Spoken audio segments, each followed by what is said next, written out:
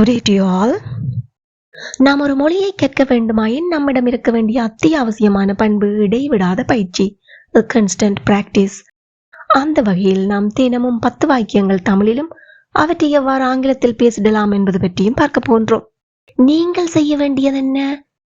தினமும் 10:30 மணிக்கு காலையில் வெளிவருகின்ற இந்த வீடியோவை பார்வையிட்டு இங்கு பயன்படுத்தப்படுகின்ற வாக்கிய அமைப்புகளில் தினமும் பேசக்கூடிய வாக்கியங்களை முடிந்தவரை உருவாக்கி பாருங்கள், எழுதி பழகுங்கள், பேசி பழகுங்கள், மறக்காம கமெண்ட் பண்ணுங்க.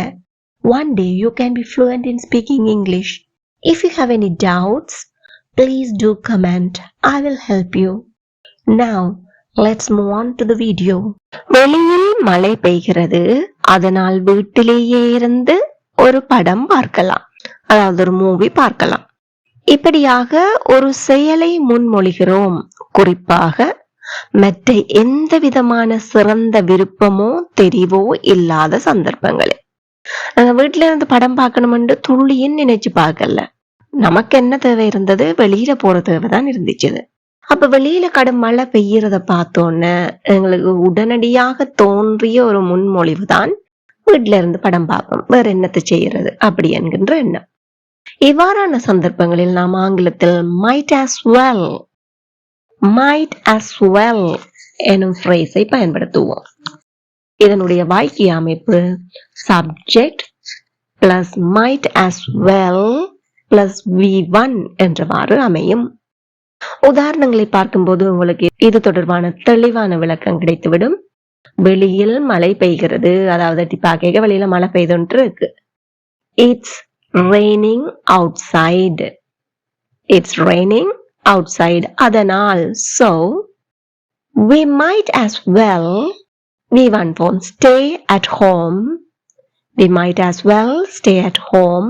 அத்தோட வேற என்ன செய்வோம்? ஒரு படம் பார்க்கலாம்.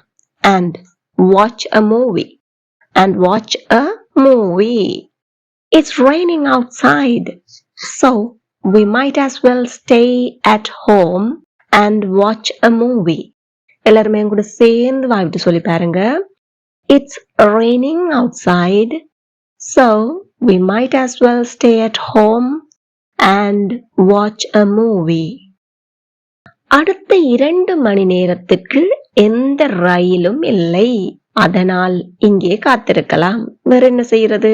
ரயில் பயணம் என்றா உங்களுக்கு தெரியும், நீண்ட தூரம், வேற மாற்று வழி உங்களுக்கு இருக்காது, வேற ஒன்னும் செய்யவும் மேலாது. வேற என்ன செய்யறது? இங்க காத்திருப்போம். There is no other train for the next 2 hours. அடுத்த 2 மணி நேரத்திற்கு, for the next 2 hours. அதனால் so we might as well காத்திருக்கலாம், wait here, இங்கே காத்திருக்கலாம். எல்லாத்தையும் சேர்த்து சொல்லி பார்ப்போம். There is no other train for the next 2 hours, so we might as well wait here. எல்லாரும் பாய்விட்டு சத்தமா சொல்லி பாருங்க.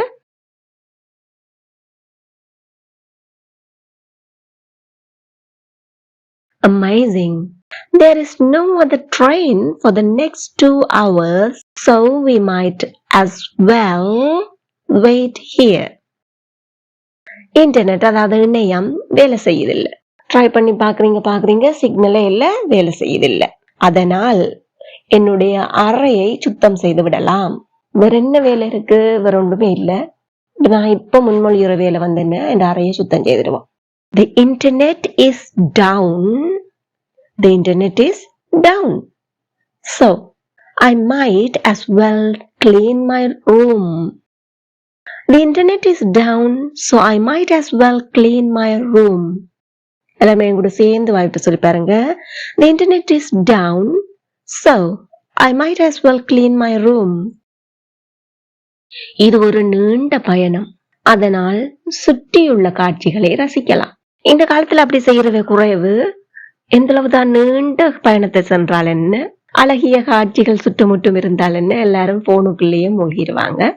ஆனா அப்படி இல்லாம இங்கு நான் முன்மொழிவது என்ன?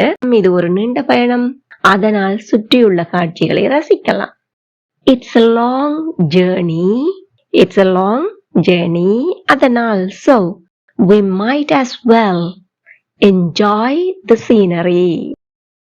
It's a long journey, so we might as well enjoy the scenery.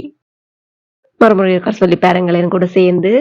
It's a long journey, so we might as well enjoy the scenery. உணவகம் மூடப்பட்டுள்ளது, அதனால் வீட்டிலேயே சாப்பிடலாம். Please comment your answer.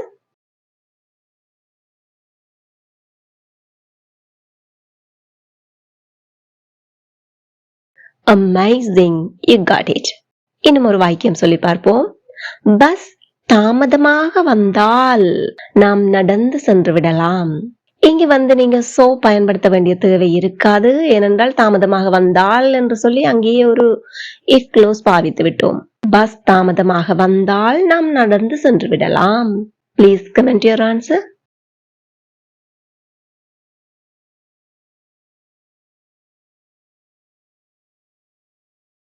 Superb, you got it. இந்த video உங்களுக்கு பயனுள்ளதா இருந்தா மறக்காம ஒரு லைக் பண்ணிக்கொள்ளுங்க. உணவு சுவையாகத்தான் இருந்திருக்கும், அதாவது கடந்த காலத்தில் நடைபெற்ற ஒரு நிகழ்வின் தடயத்தின் அல்லது ஆதாரத்தின் அடிப்படையில் வெளிப்படுத்தப்படும் ஒரு கருதுகோள். உங்களுக்கு தெரியும், குறிப்பிட்ட நபர்கள் சுவையாக இல்லாத எதையுமே சாப்பிட மாட்டாங்க. ஈவன் பசிச்சா கூட சாப்பிட மாட்டாங்க. ஆனா அப்படிப்பட்டவ என்ன செய்துட்டுன்னா ஃபுல்லா எல்லாம் சாப்பிட்டு முடிச்சிட்டாங்க.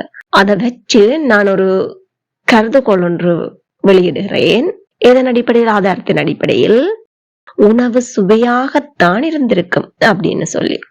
இதற்காக நாம் பயன்படுத்துகின்ற வாக்கிய அமைப்பு subject plus must have been plus an adjective. Subject plus must have been plus adjective என்றவாறு பயன்படுத்துவோம். வாக்கியத்தை சொல்லி பார்ப்போம். உணவு சுவையாகத்தான் இருந்திருக்கும். The food must have been delicious. The food must have been delicious. Again, the food must have been delicious.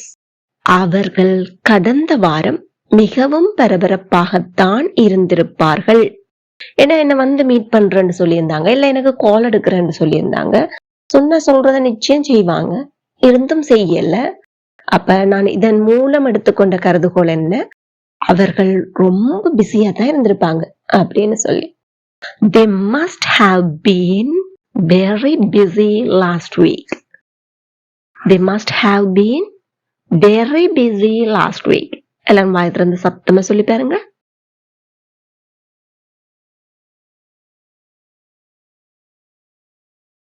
Wow, great, you got it. They must have been very busy last week.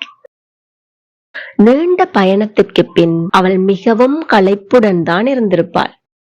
ரொம்ப long journey உண்டு, அதனால என்னவா இருந்திருப்பா? நிச்சயமா களைப்பா தான் இருந்திருப்பா. She must have been very tired after the long journey. She must have been very tired after the long journey. Again, she must have been very tired after the long journey.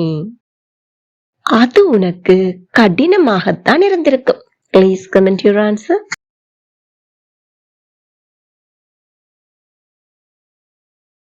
Amazing, you got it.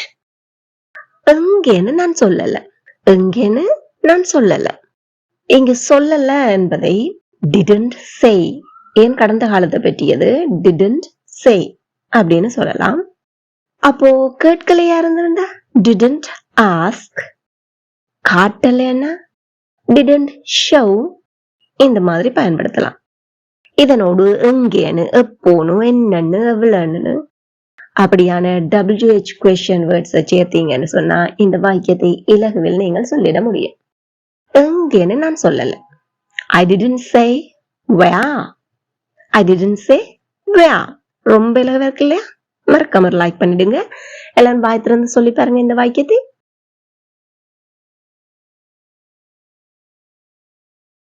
Very good.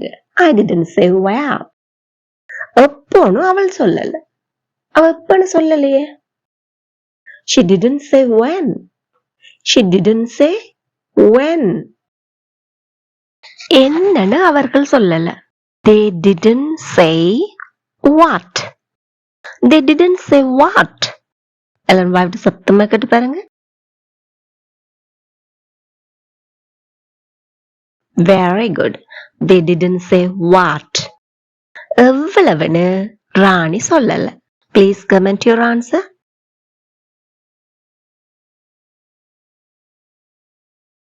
Amazing. You got it. இப்பொழுது நீங்க செய்ய வேண்டியது என்ன? Subject plus might as well plus V1 என்பதையோ subject plus must have been plus adjective என்பதையோ didn't say, didn't ask, didn't show plus WH word என்பதையோ பயன்படுத்தி நடைமுறை வாழ்க்கையில் பேசிடக்கூடிய ஆங்கில வாக்கியங்களை சிந்தித்து பாருங்கள், எழுதி பழகுங்கள், பேசி பழகுங்கள், மறக்காம கமெண்ட் பண்ணுங்க. Then it will be helpful for other viewers, and if you have any mistakes or doubts, definitely I will help you. இந்த வீடியோ உங்களுக்கு பயனுள்ளதாக இருந்திருக்கும் என நம்புகிறேன். மறக்காம ஒரு லைக் பண்ணிட்டு முடிந்தவரை மற்றவர்களுடனும் ஷேர் பண்ணிக்கொள்ளுங்க. இதே போல மேலும் பல பயனுள்ள வீடியோக்களை பார்வையிட இந்த சேனலை இப்பவே சப்ஸ்கிரைப் பண்ணி அருகே உள்ள பெல் ஐக்கனையும் அழுத்தி கூடவே ஆல் என்கின்ற ஆப்ஷனையும் select பண்ணிக்கொள்ளுங்கள். Thank you for watching.